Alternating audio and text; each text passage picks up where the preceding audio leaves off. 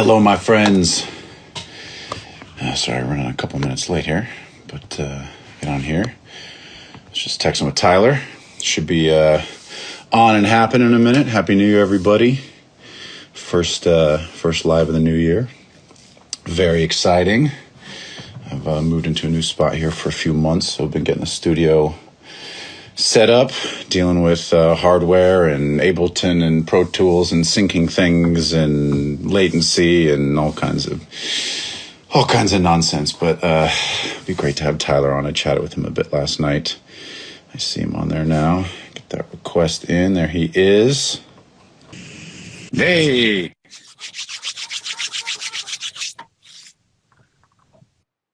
Oh, how's your internet? How's my internet? Can I hear you? Can I see you? Oh, I got you. We got the hat. We got the hat. How you doing, brother? I'm good. I'm just at home today for the live, so you're in just like my little office. That sounds wonderful. I was inspired. We chatted for a while last night. We chatted for like an hour. I know. I saw a tick from the in an hour range. I was like, damn, we've gone in. It's been great this last year getting to know you and hanging out, and it's been great to have some of these long ass conversations. I was going to say I was very inspired by our conversation. I woke up this morning, I did my journaling, I did my meditation, and then I went straight to the piano and I did my to the metronome piano warm up with all the scales, and then I sang a song for a while. I'd learned this song a while ago, but I sat and sang the Freshman by the Verve Pipe. You know that song? For the life of me, I can never. I was like, all right. I was thinking about you. I was like, I'm gonna get up. I'm gonna do music first, and then got into a little food, little business stuff. So, how about you? Did you start the day with some music things? I got up and I working on this Get It Right Aretha Franklin bass line. Just was jamming along for about an hour. Just it's like an 8-bar loop. Just try to find my inner groove. Yeah. I actually got I started getting piano lessons from this guy Nicholas Simrad. He's this incredible piano player, and he kind of started giving me some tips about how to really work on your groove. You just find an 8-bar loop and you play it until your brain just melts about something that you listen to and you say, oh, that's really, you stank face it.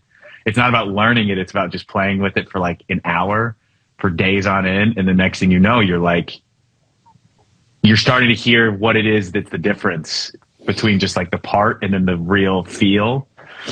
And so I've been trying to do that, and it really does work. It really does.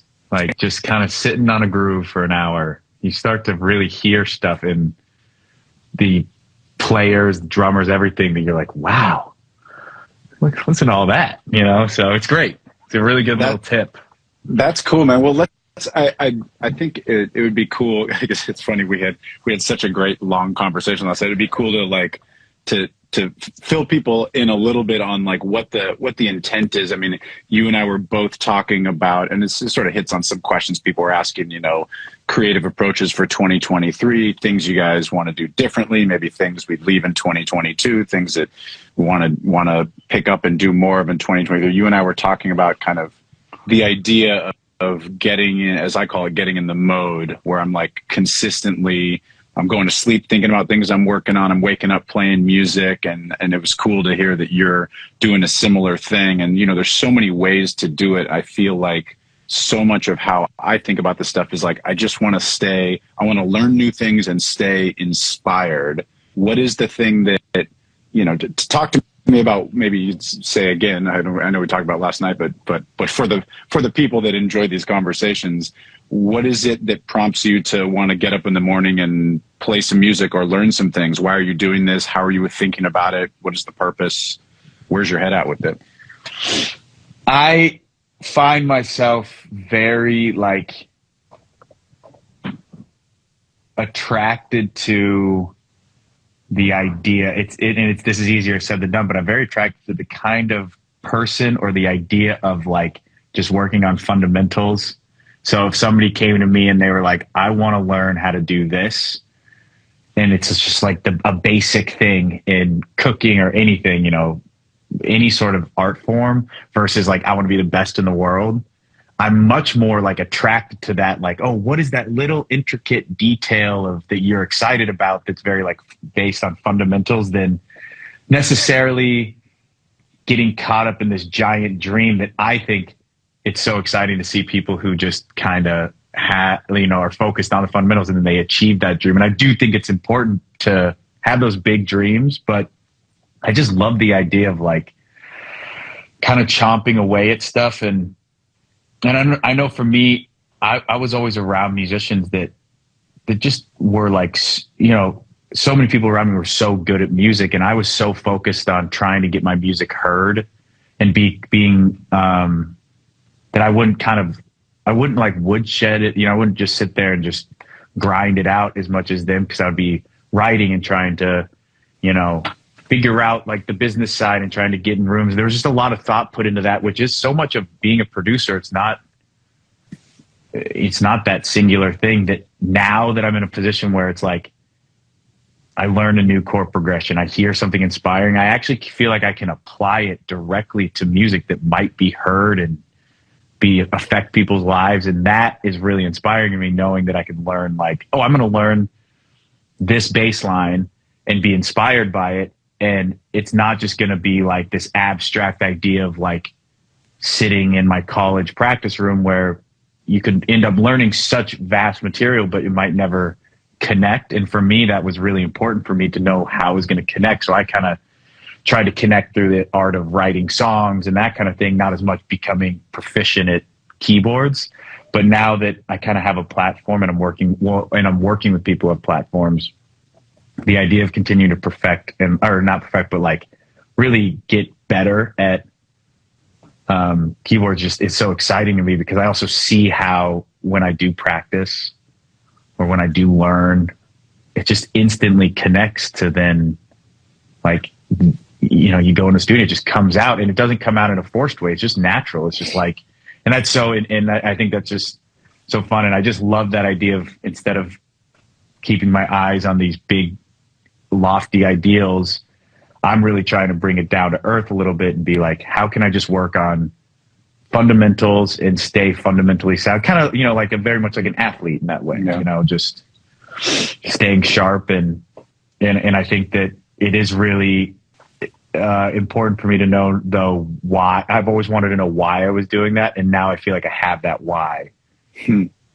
which is to connect with me as a producer and songwriter, to connect with artists and give them more, you know, I've got more tricks in my bag because I practiced and because I worked on my skill, versus just kind of, I think in the beginning of doing music, it was just, where does this land? Where does me learning this jazz standard? How does this contribute to, you know, and that was so unclear to me in the beginning. So I wasn't as enthusiastic as I've been the last like 5 years about really like working on my craft of just keyboard playing. So interesting. So it's almost like it's one of the questions, which is always a funny question to ask, is like, you know, you've had easily the best last year of your career, the Harry stuff, which is, you know, the second album you've made with him that's done so well, or second, or kind of the third, because you worked on it's the third. Yeah, I worked on the first one too. Yeah. It was just with like a little bit of a different crew, but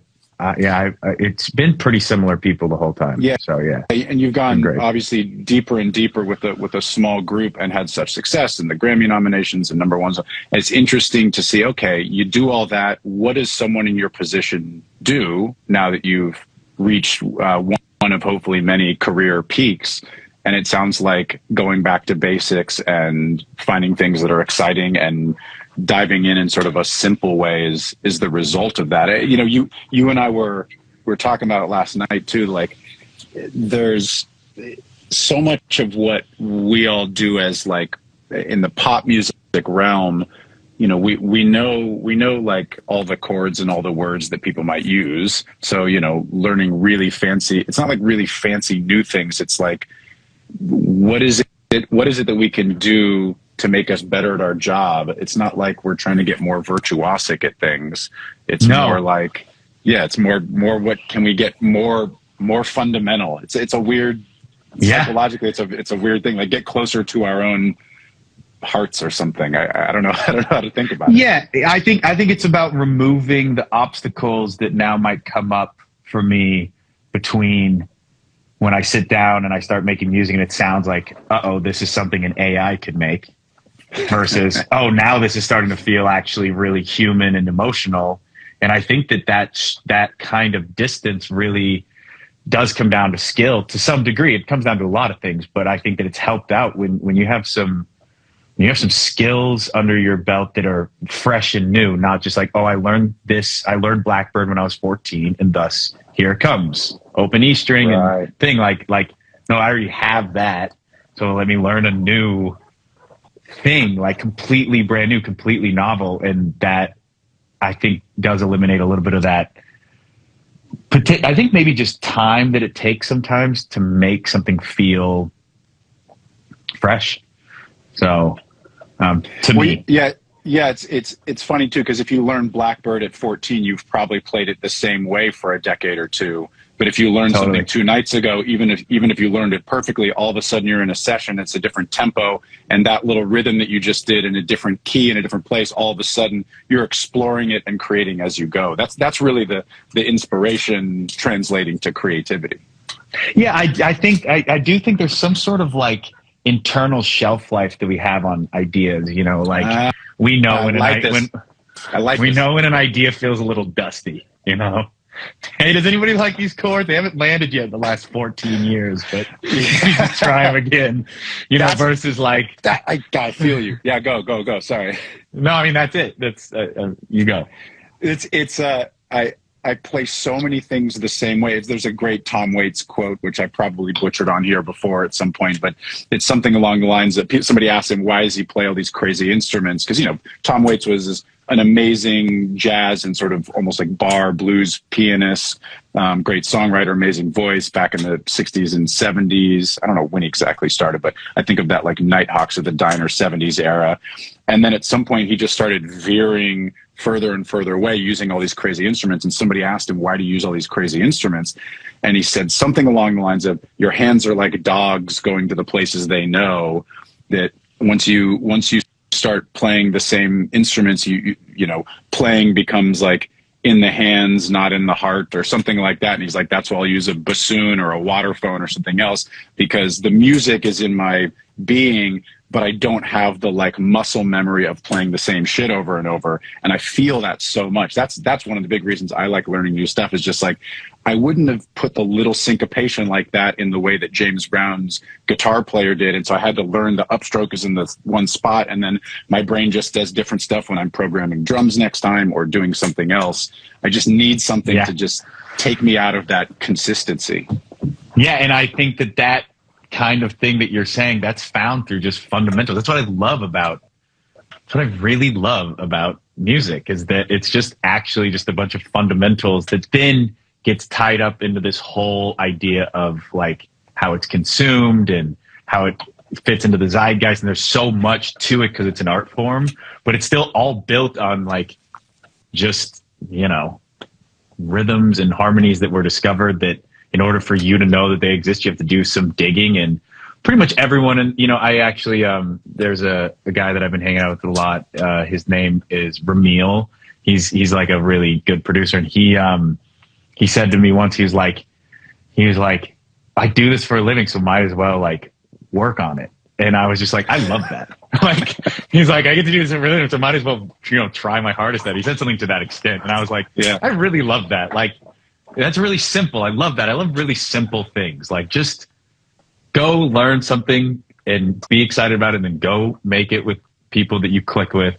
And they're just, and I mean, I wish that I could take this own advice personally, but then kind of like let it happen, you know, let things develop. I don't actually do that. I'm quite anxious about things and what's going to happen and all that stuff. But that's definitely my goal, is just to focus on fundamentals, focus on relationships. And I think that some of the, you know, happiest I've ever been is both practicing and learning new stuff, and then also watching it unfold in the studio and hearing the results of that practice. Because all of a sudden the music feels more woven together, and it's got this extra dimension, and all of a sudden it just doesn't sound like a computer that you're just kind of having do most of the work for you. Or, you know, and this is also, speaking of instruments, there's other type, you know, there's instruments in the computer, new plugins, new, you know, just pulling out an MPC, doing some sort of like thing, getting a new pedal. There's ways of doing this, but, you know, it's like, instead of buying 7 new plugins, buy just one and figure it out, is a similar kind of approach to just learn some basics. And, you know, it's keep it simple, you know, like a Japanese chef, you know, like a sushi chef, like just keep it simple, let the stuff do the work. So yeah, it's really fun. And I lost a lot of my kind of practice routine last year, just with, like living out of a studio in LA when I was traveling out there. And so routine, will like a lack of routine will rob you of all your dreams. And when it comes to like those kind of goals, it will just, you were just not practice. The lack of routine will rob you of all of your dreams is the quote of the. Yeah, it's a little dramatic, but but that's real, man. And I think, you know, so much of, and I've been the same way too. And I think everybody gets into this mode at some point where you're working on stuff and you lose some of that alone time, fundamental music exploration. People have often asked me about my schedule, like how do I schedule my time? How much am I writing? How much I'm producing? I'd actually be curious for you too, if you have an overall thing, but like I always build in time for me to explore.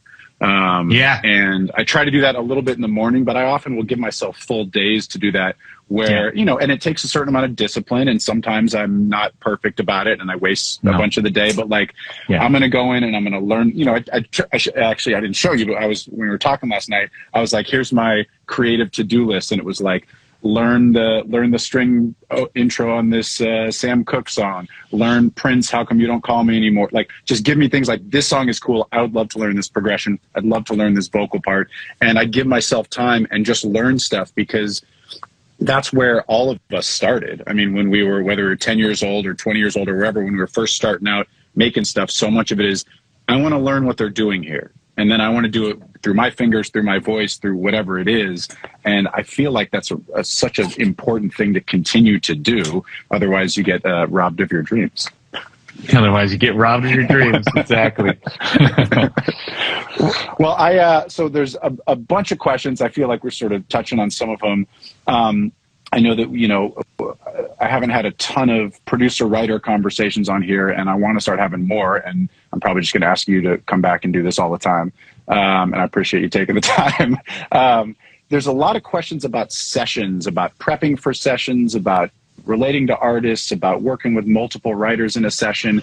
So maybe we just sort of dig into that topic a little bit. Love all those things. It's great. One of the questions Brad asked on the Discord, how do you prep for writing sessions? Do you do writing ahead of the sessions? Do you do research and listening? Do you try to connect with the artist and talk to them beforehand? I mean, obviously with someone like Harry, you've done multiple albums, so you probably, you know each other well, you probably know how to prep. So are there things, I don't know, just go off it, whether artists you know well, like Harry, or new artists, or how do you prep for a session? Yeah, so I'll start with like some just kind of like more like kind of personal element of this, is that I definitely have like a certain level of kind of performance anxiety. So I have always found that the more prep I do, the less that exists. So I'm a prepper, but I know a lot of people that I work with that aren't super preppers. And so this feels very personal, this question. And I think that because I think a lot of people love, right when people show up, they're like, all right, now I'm working. And then they start to do the jamming and the hunting and the searching. And for me, I kind of maybe get a little bit like, of trepidation around like kind of being watched. So I kind of can be a little bit less confident in going down a rabbit hole that might actually end up being very, exciting if I'm just give myself 20 minutes of concerned kind of time. And some people don't have that issue and others do. And so I think that in that way it makes it personal. But I love me a good prep day because I would like to focus when the artist comes in. I would love to focus as much as possible on the song. Like, that's what you need. You need to get a song. Like, we all can make music. Like, pretty good music, but adding lyrics and a melody, I mean, that's the thing. That's the hardest thing. And so, it's really, it's really nice to have something kind of going with good chords that you're confident in, or multiple things. And, and you can build on that and do that, this and that, but it's really nice for me to have some backup stuff. And then if you end up jamming, of course, you go with that. It's all, it's all very, up in the air, but I do appreciate I love a good prep day. And actually with artists that I'm working on right now, I'm actually kind of doing multiple prep days in a row for long weeks so that I can focus on, once we get in, just focus on the songwriting, and I have enough material to kind of satiate nailing one day, nailing another day, and maybe a third day. I don't have to, on a Thursday or a Friday, I can really focus on getting good vocals, writing a good song. And that, that stuff's really hard. Yeah. Like, getting a good vocal is really difficult. And I think that if I'm spending a lot of time thinking about snare drums and chord changes and that kind of stuff, it can be detrimental to, because I can do all that also when, this artist leaves. So let me focus on, while they're here, getting, like, that's their job, is to write the song and sing down, and they're there to kind of have you help them do that job. So I it's hard, because the best part about making music to me is just being nerdy and like, oh, let's reverse that, and then we'll throw it through this, and we'll put it through the tape delay, and then we'll all hum, and then then we'll walk backwards. You know what I mean? I don't know. It's just like, but like, it's like, at the end of the day, if they have something to say, they normally can start saying it very quickly if there's music, and if there's music that they like. And then let's say it takes 3 hours to get like a verse and a chorus that everyone feels really good about, and maybe a little bit more to get the whole thing. If they're down for it, then you got to do vocals, and you don't want to rush that, and how much time in there is there to really start from scratch? I mean, there's tons for some people, but for me, I love a good prep day. So, well, there's a bunch of things to go off there. I just briefly, that was the thing that I didn't understand when I came from, I played in bands, I produced hip hop, but when I came to LA, I was doing a lot of rock bands, like producing whole albums, doing some writing with the bands as well, but really like producer, engineer, mixer, that classic, like really Eric Valentine, that era. And then when I started doing writing sessions, my first one went super well. I wrote what ended up being a hit song with Andy Grammer. And as a quick aside, I had just learned ABC 1, 2, 3 like a week before, and just how the walk down of the bass with the chords. And if you listen to that song, you listen to that chorus, there's a sort of a version of that. And I didn't think about it at the time. It was just something I had recently learned. Perfect example of what we were talking about earlier. But that first session went really well. And part of that was just kind of luck that Andy and I hit it off so well, and we were both anxious and excited in the right way. And then my next 10 sessions did not go well because I didn't understand how important it was and what I needed to get in that first day. I was doing what you're talking about, which is spending a lot of time on sounds and thinking more producer and like, let's get it to feel right and sound. And then I didn't get enough vocals, or I didn't quite get the chorus vocal to sound right, and the songs just didn't come out. So that vocal thing was a hard lesson for me. It's a hard lesson. It's really frustrating. You get a good track and you got good mumble lyrics, and you might even have a good hook, and you're like 8 hours in and everyone's hungry, and you just know in the back of your head, I just missed this. I don't have a big chorus vocal, and I'm cooked. Yeah, and I'm cooked. That's some real shit. That's some real shit. Well, so going back to the prep conversation, what is it? Obviously, it's going to depend on the artist, but are you sort of picking a palette of drum sounds that you're prepping to play? Are you doing? I would just say all of the above. Chords, just a bit of everything. Yeah, I mean, All of the above. Definitely finding some chords and maybe finding a B section in the chords turnaround is nice, like so that it's not, so you're not stuck on a loop. Doing a little bit of an arrangement so you can, again, you're not stuck on a loop. But sometimes just chords is definitely enough. And sometimes chords are really hard. Yeah. Because try to actually find creativity within chords. You know, it might be, you know, just removing one note, or, you know, I've been doing a lot of this stuff with like piano where like I'm just doing two notes in the right hand and playing the missing of the triad in the left and going up and down and trying to learn how to play melodies that way. Yeah. And it just, what it does is all of a sudden, next thing you know, you're like, you know, you're just like writing melodies and all these things. And you're like, oh, wow, that could be a cool chord progression. You just do ba, ba, ba, but you're just playing D, A, G, but all of a sudden you're adding this kind of these inversions, and you know what I mean? That might take a second. Yeah.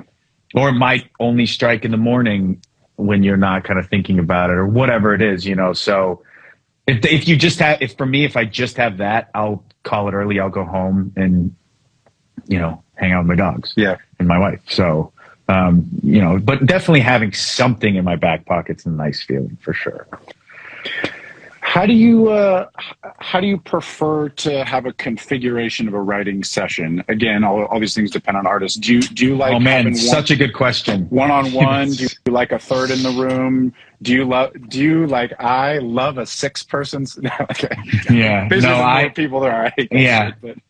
No, I mean, there's definitely some kind of, you know, boundaries to all this. It's really interesting. This is a really interesting question because, so I have this like term that I use like with like people who are like professional, like songwriters versus producers. There's a difference with when they enter the room. There's a different energy that they can bring because of the vastness that a producer can do at any moment. So I could go play a keyboard. I could just pretend like I'm Rick Rubin and say nothing. I could just start chiming in on rhyming patterns. There's this kind of thing where if you're coming in as a songwriter, it's very specific. Yeah. And there's a certain like element of that is this, I am here to write a song, where you can almost be a little bit confused as to why everyone's there if it's just a producer and an artist. You could just be there to make sounds. I mean, there's actually nothing wrong with that. That artist could be down to just, hey, can we just do tracks today? You know, so, but when a person shows up whose expertise is songwriting and getting they're a top liner. They're a top liner. I consider them like a song. I call them song moms and dads. And it's like the adult is in the room, and it's there's no real way for them to escape that title because they can't just tinker and play around. Like, you know, there's just this ability to always be a little bit more childlike as a producer, that you can't just be like, I want to say blah, blah, blah. Like, it just, there's always this kind of, and that is such an amazing thing to have when you're trying to crank out a song in a day, is to have like an adult in the room, and they can be like 20 years old. It has nothing to do. It's just that their mentality is so specific. Like why they exist in that room isn't nuanced. Where like you could have 17 producers in a room, and what are we all doing here? I don't know. We're gonna link up all our laptops and play beat battles. You know, like you don't know. Like that sounds awesome. Let's do like we're just gonna sit in here and talk about plugins all day, and you're like, okay, that's fine. But if you got 17 songwriters in the room, they're like, oh, there's 16 too many of us, or there's 15 too many of us. Like it's so clear how many songwriters, top liners are needed, and I think that the tightness of that description, like the fact that it's like baked into their job is such a specific type of job that creates this kind of adult in the room energy. And I love having that around, but it's also something you want to be very careful about, because sometimes you do want to just like jam and just kind of like allow for things to just go wherever they might go. And I'm not saying that a top liner can't be a part of something just jamming and going where it's going. I'm just saying that traditionally, if that started to happen, it would feel like they were being left out of the why they were there for that day. Cause normally 99% of the time they're there to help craft lyrics and melodies. And if that's not happening, and I'm there, I'm like, this is awesome. I'm like reversing, this weird drum break. You know what I mean? I love reversing shit, as do I. So it's just, you're just like, so I think that in that way, the configuration, kind of a long story short, I don't have a favorite or unfavorite one, but I'm just I'm just very sensitive to the fact that when you start including top liners, it is for the purpose of writing a song that day. So get the song, where if one's not around, maybe you hear what the artist has been jamming on themselves. Maybe that gives them more space to be vulnerable, because there's also an implication that when you have a songwriter in the room, it means the artist is wanting help, which you can't look away from that. Yeah. So what does that mean, and how does that hit the artist? I mean, it doesn't have to mean anything, but it does present a potential of meaning something. So yeah, and the other layer to talk about, I agree with everything you just said.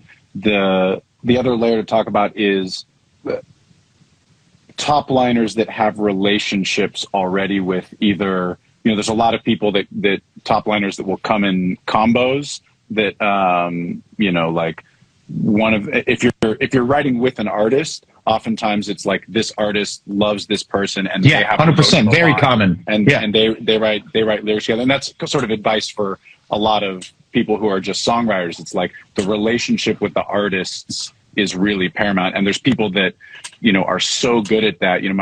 My favorite recent, my new friend Liz Rose, who I spent time with in Bali, who obviously, is known from the first Taylor Swift album and has done a million amazing things.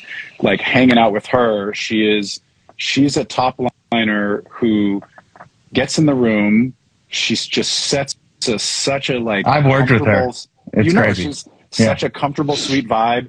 And she talks to the artist for 20 minutes and you're just talking about your life. And all of a sudden she's like, hey, that thing you said, here's the lyric and here's the idea. And then all of a sudden you have a song title and a concept that came straight from the artist. And it's just it's like artist whispering or something. That's a 100%. particular kind of thing. And then there's the other side of it, which is the like personality singer top liner that comes in and is like, here's my amazing vocal, I'm going to sing you a thing, and the artist kind of goes with it, and maybe they copy it, and maybe the artist is a writer and they do it together, or maybe the artist is more kind of waiting for this artist personality top liner to lead them.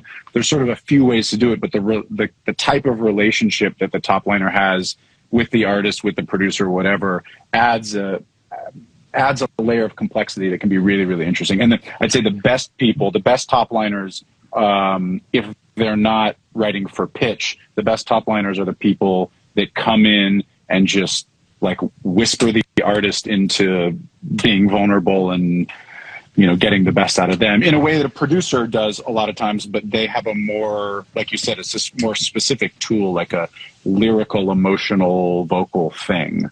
Yeah. And it's what they're like, when they show up to Christmas dinner, it's what they say they do for a living. And so their brain it's constantly refining what that job is. And it's, so for a producer, I can just get just, it's just not a skill that I sit and refine. And I just like, so I love having those people come in, but you said something really interesting, because I think there's two angles when it comes to top liners. There's top liners that have a relationship with the artist, and then there's top liners that you recommend as a producer, both of which are very common situations, but very different. If you recommend a top liner for a session to an artist, you're like, that's, I can't really put words to it, but that's the thing. You're entering into a certain kind of, like, I think this person's going to make you better. And I think that's, should be considered differently than when an artist says, I like bringing this person around. Because if an artist likes bringing a person around, normally you're just like, great, love you to bring your person. That's great. Because I have a rule. I will say my only kind of rule that I have is I don't like two new things at once. So if it's a new artist, then I'm not going to do a new top liner. And I need to have a very strong relationship with the artist to bring in a new top liner, or I have to have a very strong relationship with the top liner to be in with a new artist. I don't like to like, I have a rule with like, when I'm producing things, I always say one thing at a time. And that's just because I'm too stupid to keep track of multiple things. And like, and it's just like in my brain just overloads. So if I've got 2 new personalities, I mean, I'm toast instantly. I'm just too like, does this person like them? Do they like me? Do they like each other? Okay, I can't focus on what I guess that my job is. And again, but like Liz Rose, it's like when you're in a room with someone like you're like, the last thing you should be worried about is, you know, drum tones and this and that. Just get the song, then maybe get the vocals, and then go to town on the production, you know? So yeah, and if you have good prep, you'll have a good sonic palette for it and all that kind of stuff as well. I don't know if I want to give lots of specific recommendations, but I actually recommend that if people are starting out, just do all of it. Because some people thrive. Allegedly, people thrive on the like multiple. Oh yeah, the anxiety of multiple people in big sessions. I've never had great experience with that. I've probably done between 40 and 60 like 4+ person sessions. I don't think I've with ever an had artist. a good song. Sometimes it's an artist, and sometimes it's like, because I've done that with writing camps. Yeah, exactly. And, that happens. And I met a lot of people that way. That's why that's awesome. You meet a lot of friends, and you're like, this is awesome. We'll do a real song one day. Totally. I've had that as well. I've definitely had artists who either they don't really write or nobody thinks they can write yet, because that's an interesting thing too, is you get in like young pop artists that's maybe comes from some sort of other fame, influencer, actor, whatever, that sort of thing. And the assumption is they can't write at all. Sometimes that's very true. Or at least what I find is they have ideas, but no one has figured out how to cultivate those ideas, and they haven't written hundreds of songs, but there is something there. And often I've had a session with that kind of person, and then 2 other top liners, because for some reason people think we need 2, and then me. And those sessions are like, it's almost like you need to like separate people and like move people out of the way sometimes. Or like there's the singer of the band and the guitar player of the band, and the guitar player is good at playing guitar, but has lots of lyric ideas that's sort of overwhelming a momentum that's happening here. And you got to kind of like adjust things. And there's a lot of that kind of stuff that happens. But I honestly just think everybody needs to go through that and try those things. You know, the percentage. What do you think the percentage over the course of your career, or the percentage of songwriting sessions that have yielded a great song?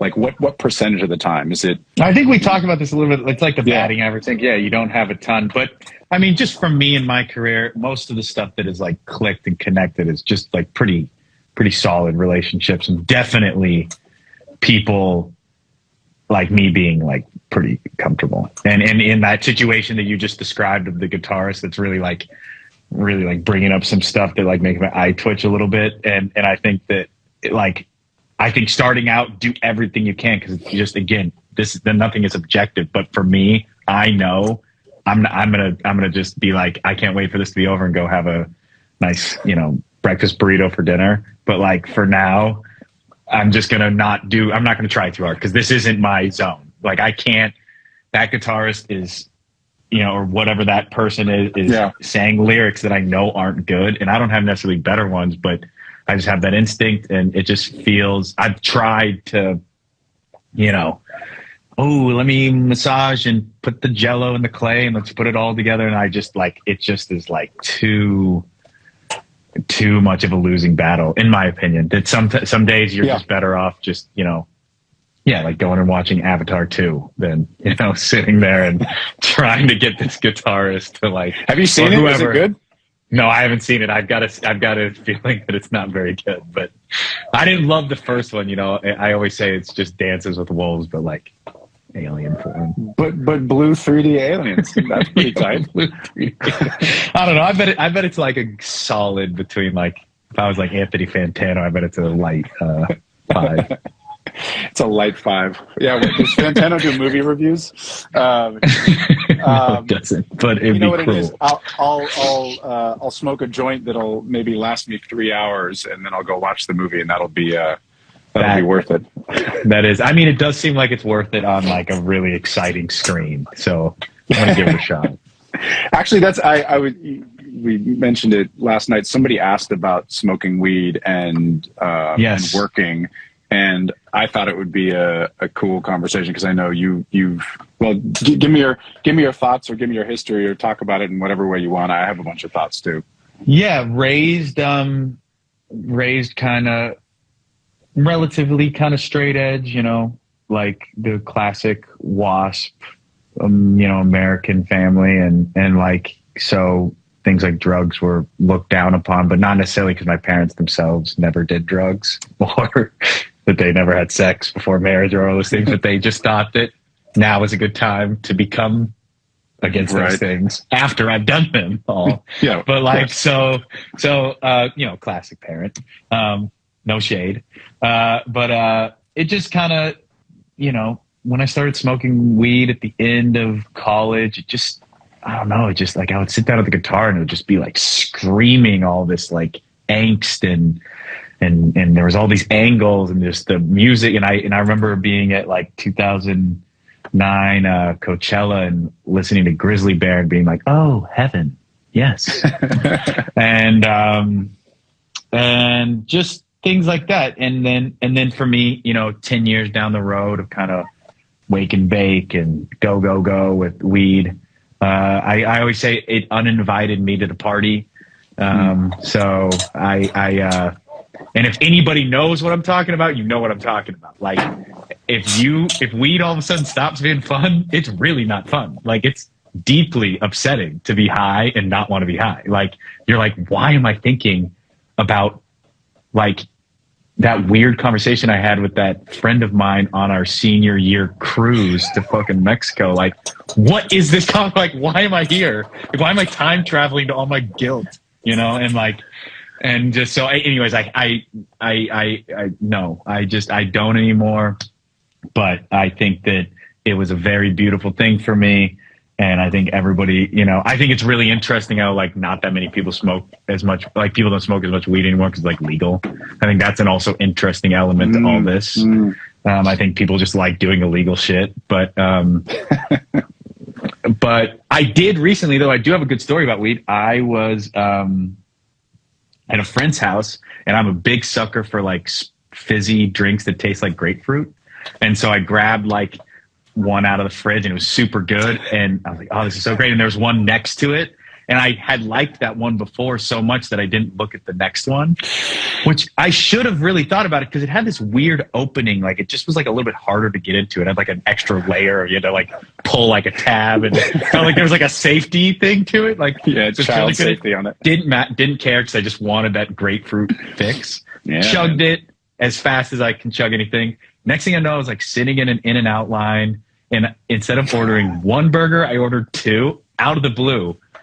And then I was like, and the really funny thing and then I like started driving. I was like, oh, I feel really like sick. And I looked at the can. It was like 20 milligrams of THC that I just domed, hadn't smoked in forever. So it's pretty intense. But I realized very quickly that if you don't know you're getting like drunk or stoned, it actually just feels like the flu. Like it's like actually your body just panicking. Like if you know it's coming, you kind of put it in this awesome sphere. Yeah. If you don't know it's coming, I just thought I was like getting really sick. It's poison in your body. I mean, yeah. So it was completely unfun. Yeah. It was like I was like on the phone with my wife. I was like, I think I'm getting the flu. Like, and I love that is like the closest thing your brain has to this thing that everybody does recreationally for fun is that you're getting the flu. But anyway, that was my unintended getting stoned recently. But I definitely encourage people to find themselves through drugs, and I think that you can make great music high, and I think that but don't glorify it. It's also cool to be sober. So I've found it interesting. I think about it a lot. I mean, I smoked weed quite a bit, sort of late teens, and then in my 20s I basically didn't at all, just because I wasn't around people, and then got back into it in my 30s. I find that it can be very useful and interesting and exciting if you are doing a thing and you're exploring and you're sort of expanding your brain and living deep inside sounds and songs and parts and things like that, it definitely fucks up my ability to be the adult in the room. So if there's any kind of session where I really need to be on my shit and be a producer and like deal with personalities, like I really don't do it at all. I rarely do it for a writing session where I need to actually be thinking about rhymes and, you know, organizing a song and going deep with somebody and being attentive and aware. It fucks up my ability to do that.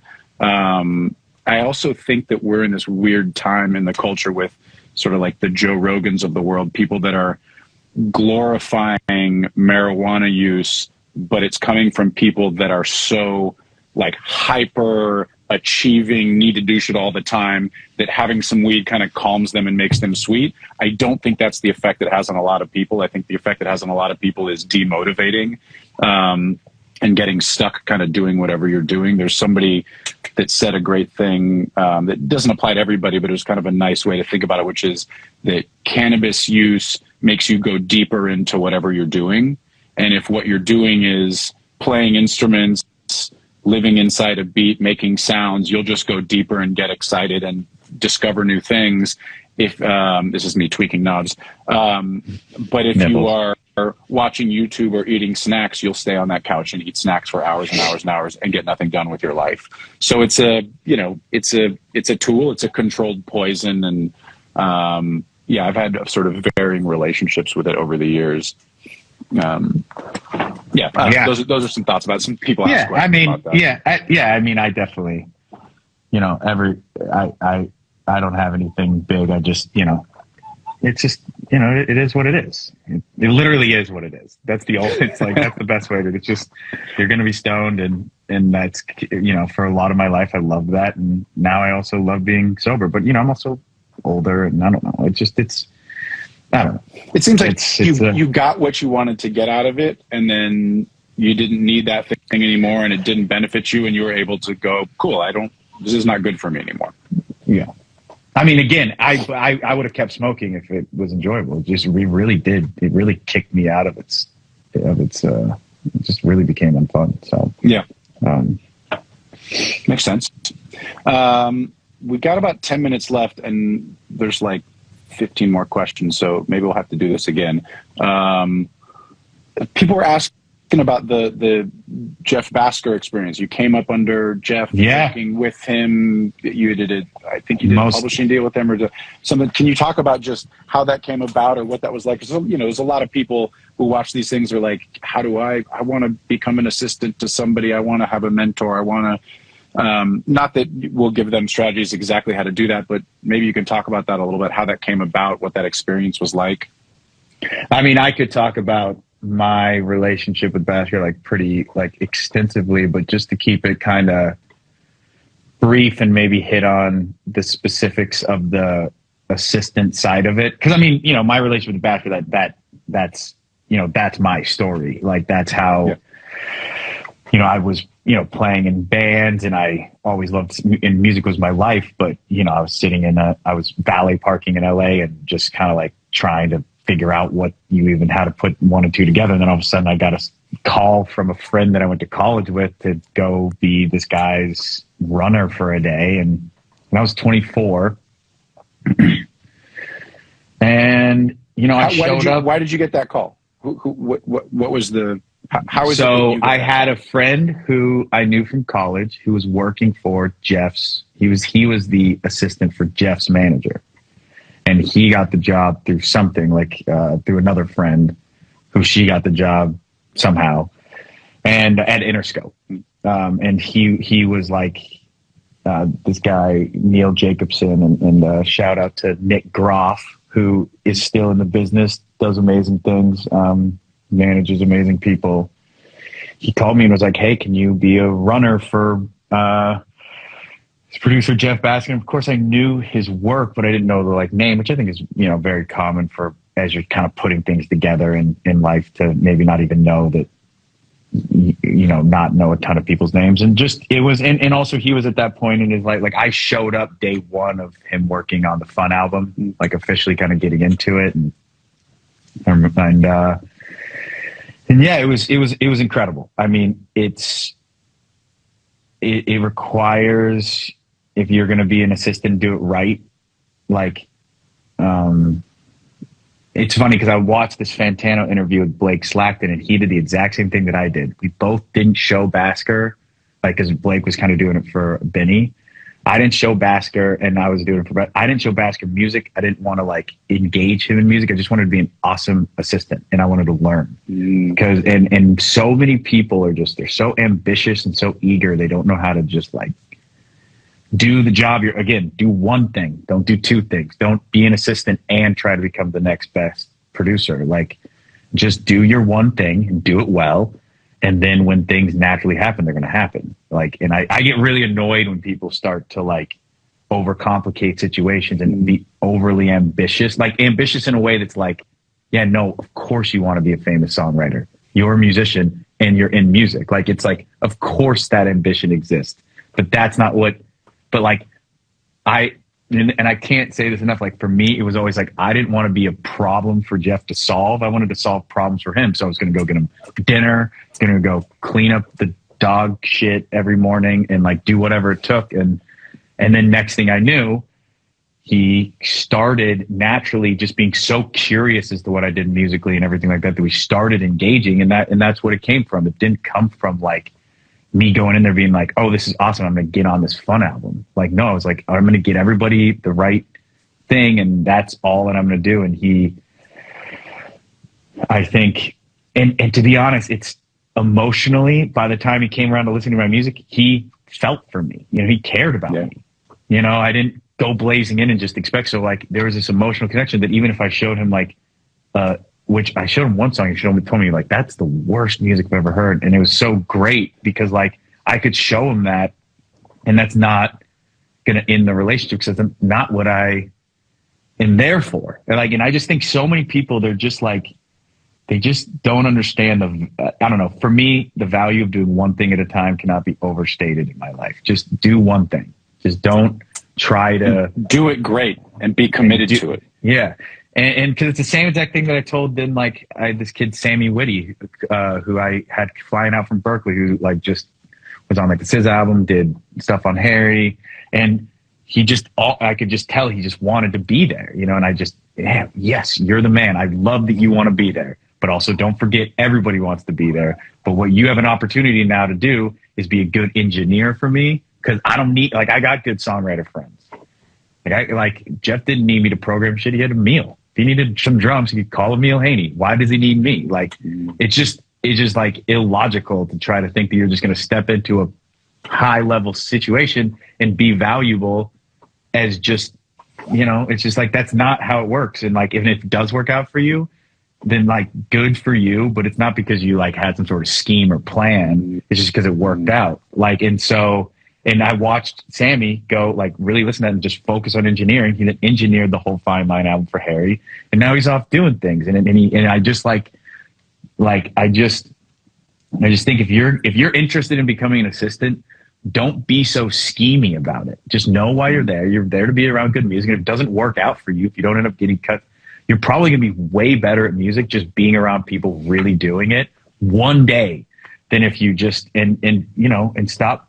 You know, just don't be entitled. Like, accept that you don't deserve anything. Like, and nobody owes you anything. So just like, and those are things that are required if you want to be a part of somebody else's team from like kind of an assistant standpoint, or come in as an engineer, but you want to be a producer. Like, just be there for the job that you're hired for, and do it great, and be likable, and accept that there's not really like a play that you can probably make to like mind fuck people into all of a sudden making you famous and successful. Like, and just give it a second and let it, and like, if you're good and you're in that environment, it's going to happen. Like, I'll never forget, I was helping Basker move furniture, like the craziest day, like moving furniture into this new place, like the most crazy shit. And then I was like, hey, can I show you something? This was like 2 years. And I showed him the start for Burning House, which ended up going #1. It was one of the biggest songs I've ever written. And he goes, that's cold. Next day, or like a week later, Cam was out there. He wrote the chorus with us. And a year later, it went #1 at radio. And like, still to this day is one of the top selling female songs in country music. And like, I wasn't walking in there with, here's this idea. And I'm a musician. I was like, it was like a relationship. And that path is the one that I took. But, you know, if I was to go back and had walked in day one and expected that to happen right then, it just, it wouldn't have, because my music wasn't good enough yet. Like Burning House, that intro, that verse and that guitar part, that was worth showing him, you know? So it was like, it kind of worked down that way, but it's such an awesome thing. And it's so part of our industry to come up underneath people as their assistant or their engineer, not doing the exact thing that you want to do and kind of taking a back seat for a second. And I think that's a beautiful thing. Like just traditional mentorship, you know, like, and having to put in your time and pay your dues and delay gratification for much greater gratification. I think that's, I personally find that to be like an awesome, that's like a good story versus kind of just like, oh, I just, you know, got handed everything and I'm, you know, blah, blah, blah. And I think though those things do happen, I think that it's a lot less, there's a lot lower probability it'll happen to you, whoever it is that's hearing this. Like it probably won't get handed to you. It'll probably happen through one step, then another step, then another step, and so on and so forth. I love what you said, that you wanted to solve problems for him, not cause problems for him. Like that is just the most, like, it's really on some level the same thing you're doing now. It's a desire to figure out how to help the process along. And when you're early and you're starting out, and truthfully, and it's, I mean, you implied this a little bit, so I may be reading into it too much, but the idea that you didn't really play something for him until 2 years in, you probably didn't know at the beginning of the process, obviously nearly as much as you knew a couple of years in, being like, okay, I'm around these people, the standard is really high. It takes a while to understand, and by solving problems and seeing his workflow and getting things done, okay, this is what it is to be at this high level. I need to reframe, you know, part of being an assistant or part of being around great people is really absorbing the talent and the quality and understanding the standard is a different thing than you've been doing before. That's the beautiful thing about hanging out with talented people. That's essentially why I became a producer, is I liked hanging out with people who did cool shit that I didn't know how to do. And then I was just like, 100%. I want to figure out how to do this. And it takes a long time to do that. And I think, to your point, if you get in and go, what can I do to make this process easier for everyone? That's basically going to serve you from being, it's basically what Rick Rubin does. He inspires a lot more, but it's a lot of like, where are the roadblocks? What can we do? How can I inspire this person to make them great? How can I provide for them? It's really like a service job, with a whole lot of weird whispering and skills and potential tools and things. Yeah. And like weird end goals. You know, the nice thing about service jobs is, like traditional service jobs, is you're like, oh, we are fixing this thing, and there's like a kind of a zero sum almost thing to the whole thing. Where with us, it's like you don't know always what it is you're making things for and what the whole goal is, and you want it to be. And I think you said this last night when we were talking. It's like a combination of like, you want it to be artistic, but you want it to be successful, and where does that all meet? But at the end of the day, I do think you're right. Like, kind of being there to help people solve problems is pretty much the job. It just is nuanced and can be kind of confusing. But I definitely think though, if like, I mean, for me being an assistant, it was hard. I had to, you know, swallow my pride a lot and put things on the back burner. But I mean, to be around him, like Basker, when because he had done 808s and Heartbreaks and Dark Twisted Fantasy, and then to watch him do like fun, he pretty much was like fun, and then like the Taylor stuff, and then the Bruno stuff, and then like This Girl's on Fire, and then Uptown Funk. That was when I was around him for that run there. That's and a crazy people he was around. Run. To watch the people he was around, he had, you know, it was his first, with Fun, he got his first #1 single, then with Pink and Nate Roos, he got a second #1 single, and then with Uptown Funk, he got his third. And to watch him like do all that while winning Grammys, and then kind of finish with winning Producer of the Year, you know, it was it was some of the best times of my life. And I talk to him all the time. We like all agree, like we were at this house in, you know, in Venice, and he lived in the house. We just worked out back, and it was just fun. Like, and we were in it, and like, you know, it's just, if you get an opportunity, if ever, like, you know, it's just great to be around creative people. And there's a really good chance that most people just aren't needed for their creativity in certain situations, and to be able to put that kind of ego aside can get you a lot of inroads if you're not already cutting. If you're cutting it, and you know, if you're 19-year-olds and you're doing all the cool shit, and you're part of the thing, like, this isn't that thing. You know what I mean? This is for people who feel like they have more to learn before they feel like they're going to be able to competitively like deliver, you know, and like, going the assistant route and just being a part of somebody's team it's a very viable, and but I think it's only a win-win, because worst case scenario, you just are around it getting done, instead of just pretending to, you kind of filling in these crazy gaps, like wondering, I wonder what all those people are doing when they're making those hit songs. It's like, oh, just go work for somebody who's doing it. You'll get the answers. You'll realize it's nothing really novel, but there is differences, and then you'll go home and you'll all of a sudden be way better, even if they never listened to your music and you hated their guts because they were pricks, but like, you still learned something, you know, like.